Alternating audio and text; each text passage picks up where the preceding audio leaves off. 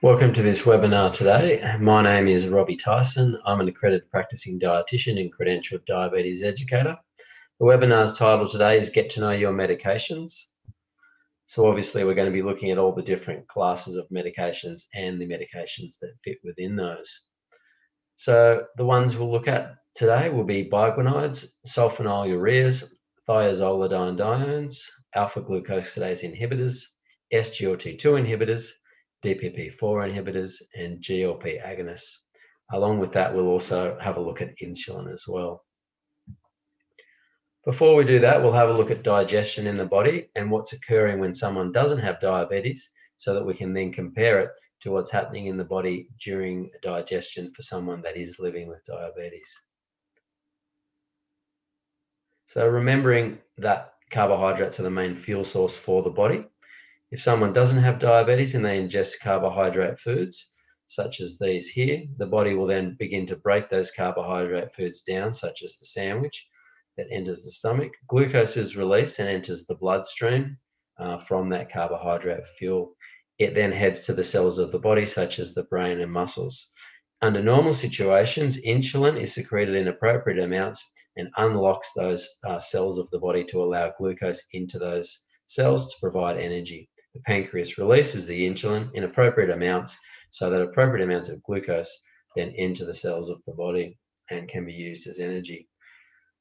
Any glucose that isn't used as energy can be stored in the liver or other sites of the body as well, and any glucose that isn't stored or used by the cells of the body is then converted to fat and stored as adipose tissue. So if we now have a look what happens in the body during digestion for someone who's living with diabetes,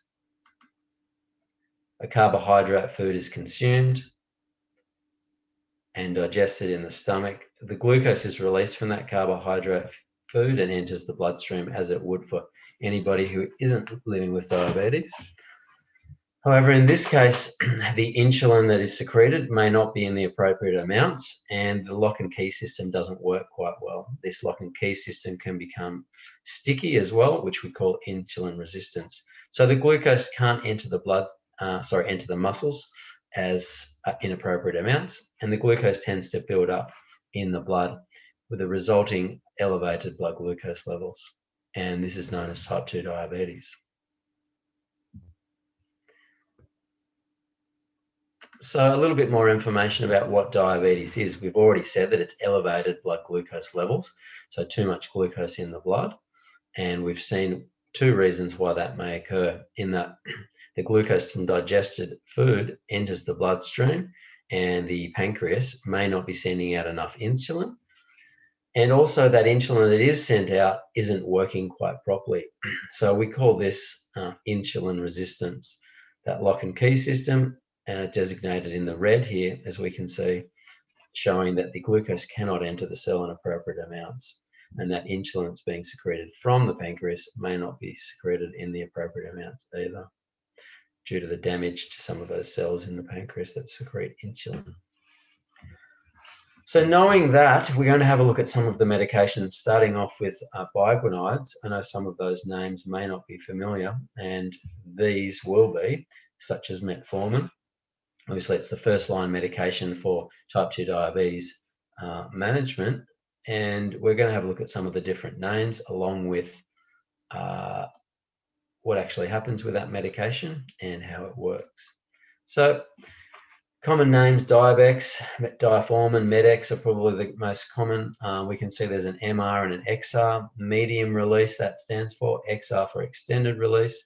So obviously that's just letting us know that there's different time frames for how that medication or the active ingredient, metformin hydrochloride, is released. Extended release, obviously over a longer period of time. How does it work? It blocks glucose release from the liver.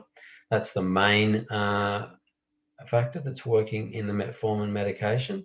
So we said that some glucose is stored in the liver in between times of meals or fasting, for example, for use and to be able to be secreted out into the bloodstream when needed. It slows the glucose release from the gut.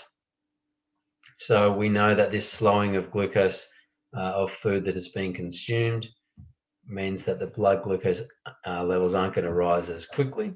So just helping to release that glucose slowly into the bloodstream. It improves insulin sensitivity. So we said that was one of the main problems, in that the insulin that is floating around in the body to get that sugar out of the blood, the glucose out of the blood, isn't quite working properly.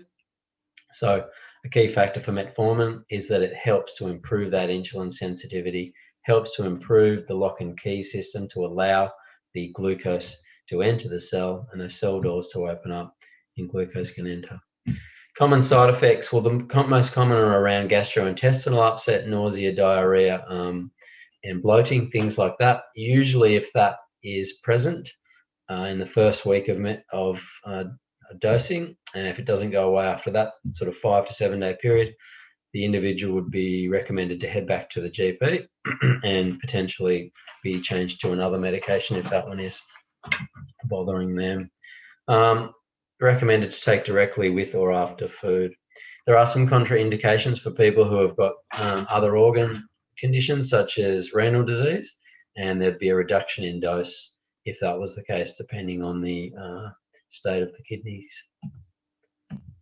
So in summary, how does it work? Remember, it's blocking the glucose release from the liver. So that's key, because the the liver becomes a little bit leaky. We know in type 2 diabetes, a bit too much glucose is coming out. So the metformin helps to block that up. It slows the glucose release from the gut, as we said. So any consumed carbohydrate that breaks down to glucose then enters the bloodstream a little slower. And a very important one, it improves how well the insulin that we've got on board and that has been secreted from the pancreas is working.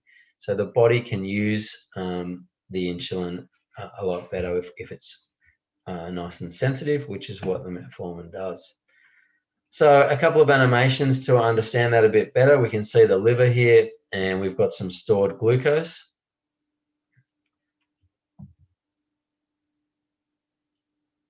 We said that the glucose leaks from the liver a little bit. So what the metformin tends to do is, instead of that glucose leaking out and entering the bloodstream, it tends to block that leaky liver up. So that's one action. The other action it is we said insulin resistance, that red key there indicating that the lock and key system isn't working quite well. The insulin sensitivity, or how well the insulin is working, is improved with the medication metformin. All right, we'll move on to the second line medication. This one here, glycoside or sulfonylureas. So some common names: diamicron, gliade, mini-diab. Look, these are medications that you may or may not have heard of. It's usually commenced if the metformin isn't tolerated because of those gastrointestinal upsets. So the active ingredient sulfonylureas, well, we know it's a sulfonylurea if we look at the end of the active ingredient, which is IDE, most common one being glycoside. How does it work? Well, it's only got one main action, which is it stimulates the release of insulin from the pancreas. So it's just telling the pancreas to squeeze a little bit more insulin out.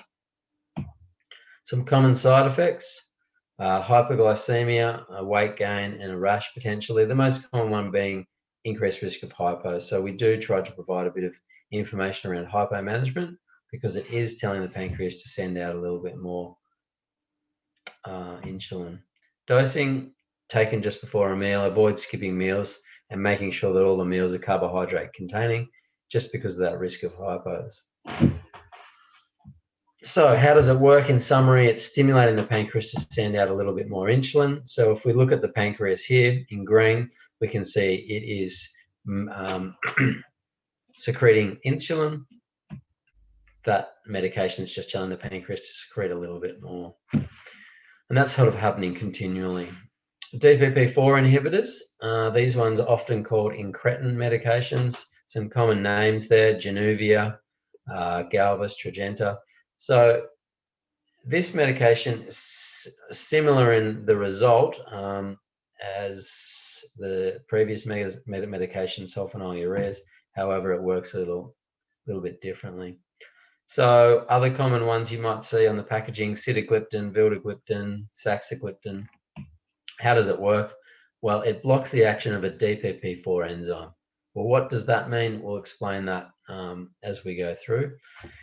The result of that, though, is that, excuse me, there's a stimulation of the pancreas to secrete more insulin. But that is only at the time that a carbohydrate meal has been consumed and digested. So it's not happening continually as is happening in the previous medication. It also blocks the glucose release from the liver, as does the other one. So that leaky liver situation we had going on in type 2 diabetes, the sitagliptin or the DPP4 inhibitors, or incretin medications, as they're sometimes called, also help to block up that leaky liver. Some common side effects: respiratory tract infections, common cold symptoms. Again, if there are side effects, straight to the GP, and they will be able to identify if these are coming from the medication and whether this medication should be continued or the dose adjusted. Dosing, again, this one can be taken with or without food. It does work at the time of carbohydrate ingestion, and carbohydrate being in the gut or the stomach. So that's important to remember. So, excuse me, let's look at that in more detail. So we said it blocks the action of a DPP4 enzyme, and all that's doing is allowing this increased release of insulin from the pancreas at the time carbohydrates enter the gut. So it's kind of like having a little bit of a message sent from the stomach down into the small intestine to let the body know that there's some carbohydrate on the way. So please release a little bit more insulin so we can get that carbohydrate out of the blood and into the working muscles and cells of the body.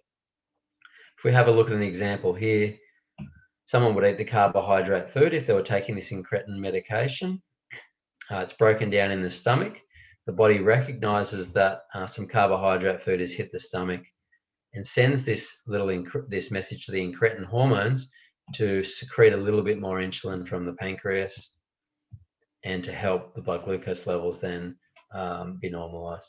Again, some of the common names of the gliptin medications there. Again, the other medication action is blocking that glucose release from the liver, as Metformin did as well. So these medications, the thiazolidinediones, they don't tend to be used as much anymore, especially with the previous medication now on board. How does this one work? It improves insulin sensitivity, as does Metformin, and it blocks that leaky liver again. Common side effects, though: weight gain and fluid accumulation, and because of that, the medication isn't as commonly seen or prescribed these days. Avoid with severe liver or heart damage. Again, glucobay or the alpha glucosidase inhibitors, these ones aren't used as much anymore, given that the incretin hormone medications are now around. The common name, though, is glucobay, and the active ingredient is acarbose. Now, all this one does is it just slows down that carbohydrate digestion. Okay, so we eat some carbohydrate food. This medication acts on that and just slows the release of that into the small intestine. Again, a medication working on the small intestine and the stomach, there's going to be some side effects potentially, and they are flatulence, bloating, diarrhea. Again, heading to the GP if those side effects are common and occurring frequently. This one must be taken just before food, and important that any hypoglycemia treated with glucose only, otherwise it will be delayed. A newer medication now, SGLT2 inhibitors. These ones work on the kidneys. We're going to have a look at how that occurs in a moment. Some common names you might have heard: Forxiga, Jardiance, combination medications as well with Metformin sometimes. The active ingredient, dapagliflozin, empagliflozin, and some other ones there. How does it work? Well, it just allows the glucose that's going through the kidneys to escape rather than being reabsorbed. So it's opening up the floodgates there for the glucose to be expelled out in the urine. So we've got more glucose exiting the body through the urine rather than being reabsorbed into the blood. So some common side effects with that, given that glucose is a fuel for bacteria, is urinary tract infections and yeast infections, and potentially increased urination and some dehydration. So it's important to keep the fluids up with this medication and keep in touch with the GP if there's any side effects. Can be taken with or without food, and making sure we're having plenty of fluids throughout the day. So that's the SGLT2 inhibitors working on the kidneys. GLP-1 agonists are injectables. We've seen these around as well. Some of you may be taking these ones. Byetta is probably the most commonly known one, being the twice-a-day injection, and Bydureon, the once-a-week version of that. Some other common brand names, Trulicity and Victoza. So the active ingredient ending in IDE there, exenatide, which is in the Byetta Bydureon medication. How does this work? Well, it's similar to our DPP-4 inhibitors, in that we're now just basically injecting this GLP-1 hormone into the body. So it's not insulin, but it is an injectable. It does block that glucose release from the liver, again, slowing the release of carbohydrates from the stomach as well. It can increase the feeling of fullness, and that may have a positive side effect of weight loss if people are looking for that result. People tend to eat a little bit less taking this medication. And the overall action, though, is it's stimulating that release of insulin from the pancreas, okay, when carbohydrates hit the gut. Common side effects, nausea, vomiting, diarrhea. Again, this medication working on the small intestine and the gut area, so there is an increased risk of some of those side effects around that area. So remember, if there's any rapid weight loss, get in touch with the GP. This is an injectable medication. However, it's not insulin, remember. Moving on to insulin, there's some new types that have come out lately. Obviously, Ryzodeg, Toujeo being ones that we may be familiar with. Lantus being replaced with Optishilin. And then we've got our rapid-acting insulin, such as Novamix. Well, it's a combination of long and rapid, and our Nova Rapid being our rapid acting. Active ingredients can be ultra long acting, rapid acting, or a mixture of a rapid and a long acting. Well, how does it work? Well, it's just a direct replacement of the insulin that isn't available at that time due to the damage to the cells in the pancreas. So the insulin, as we said, opens up the cells of the body to allow glucose to move from the bloodstream into the cells of the body. It's just replacing any or lack of insulin. Common side effects, hypos, weight gain, and potential skin irritations due to injection site. So avoid skipping meals, especially if we're on a rapid-acting insulin, because we need that carbohydrate coming in at each meal, quality carbohydrates spread across the day. A little graph here of what's happening with the different types of insulin. So if we look at the rapid-acting insulin first, we can see it peaks at around about the 2-hour mark, okay, and it only has a sort of a 2 to 4 hour action phase. Short-acting insulin, again, a mealtime insulin, peaking at around about 2 to 4 hours, but has a bit of a longer duration in terms of activation. Intermediate, more like a 12-hour background insulin, and the time of action for our long-acting somewhere between sort of 16 and 24 hours, depending on absorption and the type of insulin as well. Different pens, obviously. There's disposable pens where the insulin, once that pen's finished, or the if it's Byetta, for example, the medication's finished, then that pen is then disposed of. Or we've got cartridge type pens where we can insert the cartridge and keep the metal pen. Again, that's going to ensure we're using we've got less waste. Insulin administration, just quickly, obviously a new needle each time is important. For infection control measures, we're rotating those sites around the abdomen just to make sure that there isn't any build-up of fatty tissue, and to prevent the absorption of insulin. Rapid acting is important to have before a meal, obviously, so that it can act on the carbohydrates that are consumed during that meal. Long acting, OD, that just means once a day, same time each day, as described or prescribed, by the GP. Cloudy insulin, well, that's usually a mixed insulin unless something's gone wrong with the rapid. So that's the combination of your rapid acting insulin and the long acting insulin. So again, if we're using lancets, it's important to remember when checking blood glucose levels that they're going to become blunt over time. Important to change those up at least every week. For people who are, testing once a week, they might only need to change that every few weeks. They do become blunt and they won't work very well, and you'll find that the discomfort will be increased. So if they're becoming increasingly uncomfortable, likely that they need to be changed. Injections, well, a 4mm needle these days is the way to go. Sometimes the other ones can be a little bit more likely to hit the muscle, and if the insulin's injected into the muscle, we may have a problem with the absorption rate, being that it's sped up. So we can see that in this image, the green tick's given to the insulin injection that's gone through that skin into the fat, which is the subcutaneous fat layer under the skin, where insulin is designed to be absorbed. Some common injection sites, well, we know that it's around the abdomen, about 5 centimeters away from the belly button, and rotating. Sometimes good to have a rotation site map if you're doing several injections a day. There are alternate sites though. Insulin storage, again, just to be revised, we know that an insulin pen can remain, as long as the temperature is below 25 degrees, for up to sort of 28, 30 days at room temperature.